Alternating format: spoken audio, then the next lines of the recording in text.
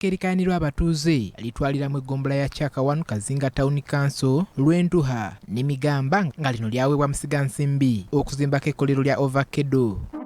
Omukulembeze w'eggwanga Yoweri Kaguta Museveni Tibuhaburwa bw'abadde asinkanye abatuuze abakaanira ettaka lino abanenyeza nnyo olw'okwesenza ku ttaka lya gavumenti kyokka n'abagumya nti Musigansimbi ono agenda kuweebwa ettaka eddala mu ggombolola y'e Kyakatu era si bakusengulwa ku ttaka lino.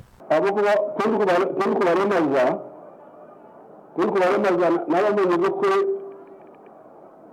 ebiguuru konka bwabo kwenda kubashemeza tukabareka ihanga bitungira kuza mukabi ati bwaragonza just kubasemereza akabaleka mukaramarayo mpowa omurunyankwe bagira ngu kusohekire amaguru gakakora ki nimujya kuramarayo baitu ihanga lyaitu nirifa nyabura inywe ebisaru mubirinde district RDC agerembire bagenda kora potoro ebirimo byanye binyakulimu emite mu byairemu. Museveni alabudde bannakyegeegwa obutaddamu kwesenza mu ntobazi kubanga kyabulabe nnyo era kyonoona obutonde bw'ensi. Ekyokubanza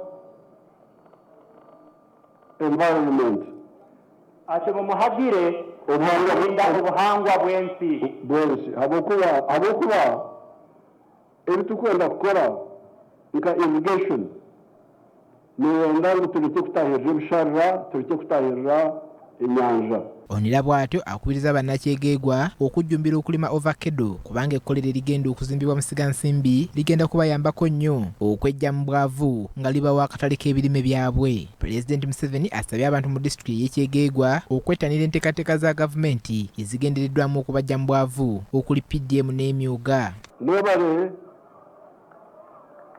okukurikiza okuhabura kwa NRM mukamanya ko bisitaka